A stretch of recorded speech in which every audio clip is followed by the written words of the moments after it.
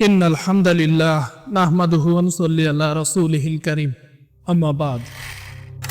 1400 বছর, হাজারো সাম্রাজ্যের উত্থান পতন, অগণিত যুদ্ধ, রক্তপাত আর পরিবর্তন, কিন্তু একটি জায়গা অটল, একটি কেন্দ্রবিন্দু যা পৃথিবীর মানচিত্রকে বদলে দিয়েছে বারবার। আপনি কি কখনো ভেবে দেখেছেন যে মক্কার মরুভূমিতে একসময় জনমানুষের চিহ্ন ছিল না, কিভাবে তা আজ কোটি কোটি মানুষের হৃদস্পন্দনে পরিণত হলো? যেখানে আব্রাহার বিশাল হস্তি বাহিনী ধুলোয় মিশে গিয়েছিল, সেখানে অটোম্যান থেকে আব্বাসীয় সবাই মাথা নত করেছে। আজ আমরা উন্মোচন করব সেই পবিত্র দুই ভূমির এমন কিছু ইতিহাস যা হয়তো আপনার আগে কখনো শোনা হয়নি। স্বাগতম হারামাইনের মহাকাব্যে। ইসলামের ইতিহাসে হারামাইন শব্দটির অর্থ হল দুইটি পবিত্র স্থান, মক্কার মসজিদে হারাম এবং মদিনার মসজিদে নববী। এটি কেবল পাথর বা ইটের তৈরি কোনো স্থাপত্য নয়, বরং এটি তাওহীদের জীবন্ত সাক্ষী। গত 1400 বছরে এই ভূখণ্ড দেখেছে শ্রেষ্ঠতম মানুষের পদচারণা, দেখেছে রক্তক্ষয়ী সংঘাত এবং দেখেছে ভালোবাসার চরম বহিঃপ্রকাশ। এই প্রমাণ্যচিত্রে আমরা কোনো সাধারণ ভ্রমণ কাহিনী বলছি না, আমরা বলছি সেই বিবর্তনের কথা যা শুরু হয়েছিল জিব্রাইল আলাইহিস সালামের প্রথম ওহীর মাধ্যমে এবং যা আজ আধুনিক স্থাপত্যের এক বিস্ময় হয়ে দাঁড়িয়েছে। কেন এই মাটি বিশ্বের সবচেয়ে সংরক্ষিত এবং রহস্যময়? কেন প্রতি বছর লক্ষ লক্ষ মানুষ এখানে ছুটে আসে মৃত্যুর পরোয়ানা না করে? চলুন ফিরে যাই সময়ের অতল গহ্বরে। 1400 বছর আগের মক্কা ছিল এক রুক্ষ উপত্যকা। কাবার ভেতরে ছিল 360টি মূর্তি, কিন্তু 610 খ্রিস্টাব্দে জিব্রাইল আলাইহিস সালামের সেই গম্ভীর আওয়াজ ইকরা সব বদলে দিল। হারামাইনের ইতিহাস আসলে হিজরতের ইতিহাস। মক্কায় কাফেরদের নির্যাতন যখন চরমে উঠেছিল, তখন আল্লাহর নির্দেশে নবী করিম সাল্লাল্লাহু আলাইহি ওয়াসাল্লাম পাড়ি দিলেন ইয়াসরিবের দিকে। মরুভূমির উত্তপ্ত বালু ভেদ করে তিনি তখন কুবার মাটিতে পা রাখলেন। তখন জন্ম নিল দ্বিতীয় পবিত্র ভূমি মদিনা মুনাওয়ারা। প্রথম মসজিদে নববী কেমন ছিল? খেজুরের ডাল আর কাঁচামাটির দেয়াল, কোনো অভিজাত্য ছিল না, কিন্তু ছিল প্রশান্তি। অথচ সেই মাটির দেওয়াল থেকেই একদিন অর্জিত হয়েছিল মক্কা বিজয়। অষ্টম হিজরিতে যখন 10,000 সাহাবীকে নিয়ে রাসূল সাল্লাল্লাহু আলাইহি ওয়াসাল্লাম মক্কায় প্রবেশ করলেন, তখন কোনো তলোয়ার চলেনি। মক্কার আকাশে বেলাল রাদিয়াল্লাহু আনহু এর আযান ধ্বনিত হলো। হারামাইন তখন পৌত্তলিকতা থেকে মুক্ত হয়ে এক আল্লাহর সেজদার জায়গায় পরিণত হলো। নবী করিম সাল্লাল্লাহু আলাইহি ওয়াসাল্লামের বিদায়ের পর ইসলামের সীমানা বাড়তে থাকে।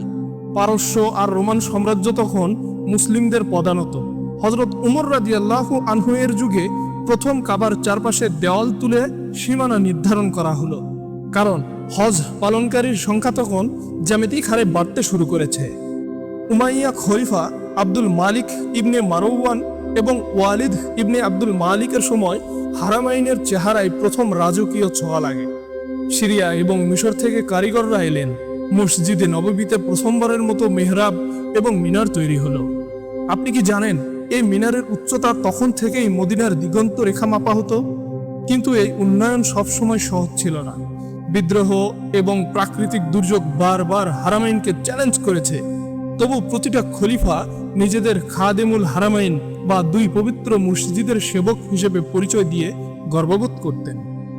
আব্বাসীয় খেলাফতের সময় মক্কা এবং মদিনা জ্ঞানের কেন্দ্রে পরিণত হয়।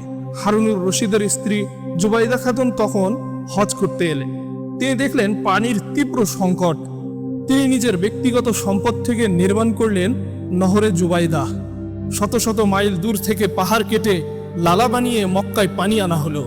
এটি ছিল তৎকালীন বিশ্বের এক ইঞ্জিনিয়ারিং বিস্ময়। মসজিদে হারামের আয়তন বাড়ানো হলো। মার্বেল পাথরের মেঝে আর আলোকসজ্জায় হারামাইন হয়ে উঠল রাতের আকাশের ধ্রুবতারা। ইতিহাসবিদরা বলেন, আব্বাসীয় যুগে বাগদাদ থেকে মক্কায় আসার জন্য একটি আলাদা রাজপথ তৈরি করা হয়েছিল, যা দরবে জুবাইদা নামে পরিচিত। এই সময়ে হারামাইনের নিরাপত্তা ব্যবস্থায় আমূল পরিবর্তন আনা হয়। কিন্তু ইতিহাসের পাতা সবসময় শান্ত ছিল না। কারামাতিয়া সম্প্রদায়ের আক্রমণ এবং হাজরে আসওয়াদ চুরি হওয়ার মতো কালো অধ্যায়ও এই সময় পার করতে হয়েছে হারামাইনকে। অটোম্যান বা ওসমানীয় সুলতানরা হারামাইনকে হৃদয়ের চেয়েও বেশি ভালোবাসতেন। তারা মনে করতেন মক্কা মদিনার সেবা করা মানেই জান্নাতের টিকিট পাওয়া।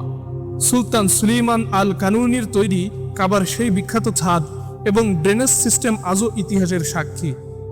1629 সালের বিধ্বংসী বন্যায় কাবাঘর ক্ষতিগ্রস্ত হলে অটোম্যানরা তা পুনরায় নির্মাণ করে, যা আজ আমরা দেখছি। মদিনার মসজিদে নববীতে সেই সবুজ গম্বুজ, যা আজ মদিনার প্রতীক, তাও একসময় সাদা বা অন্য রঙের ছিল। 1837 সালে অটোম্যান সুলতান মাহমুদ এটি প্রথম সবুজ রঙে রাঙিয়ে দেন। সেই থেকে এটি কাব্বাতুল খাদরা বা সবুজ গম্বুজ নামে পরিচিত। তারা হারামাইনের সেবার জন্য সুরুরা নামক একটি কাফেলা পাঠাতেন প্রতি বছর, কিন্তু বিংশ শতাব্দীতে এসে পাল্টে গেল দৃশ্যপট। অটোম্যানদের পতন এবং সৌদি আরবের উত্থান, শুরু হলো আধুনিক সম্প্রসারণের এক মহাযজ্ঞ। এখন কল্পনা করুন আজকের দৃশ্য। আপনি দাঁড়িয়ে আছেন কাবার সামনে, আপনার চারপাশে 20 লক্ষ মানুষ, ভাষা ভিন্ন, গায়ের রং ভিন্ন, কিন্তু সবার উদ্দেশ্য এক। এটি হারামাইনের প্রকৃত মজেজা। আজ মসজিদ হারাম বিশ্বের বৃহত্তম ভবনগুলোর একটি।